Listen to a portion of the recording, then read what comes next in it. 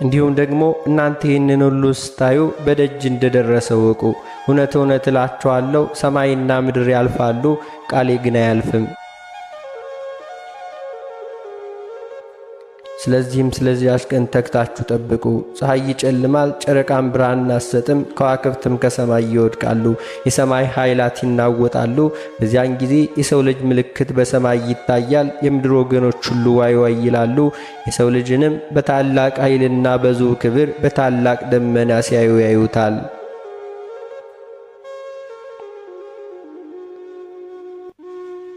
መላእክቱን ከታላቅ የመለከት ድምፅ ጋር ይልካቸዋል። በዚያን ጊዜ ከአመፅና ከተንኮል የተነሳ በምድር ላለው ሁሉ ይቅርታ የለም፣ የኔን ገናንነት አላወቁምና። ነገር ግን ወደ እኔ ቢመለሱ ንስሐ ቢገቡ እኔም ይቅር እላቸዋለሁ። ወደ እኔ ባይመለሱ ግን እኔም ፊቴን ከእነርሱ መልሳለሁ አላቸው።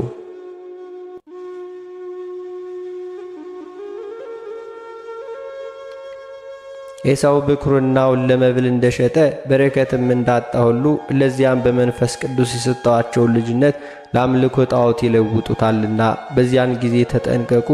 ከዚያን ጊዜ ሐሜት፣ ትዕቢት፣ ስድብ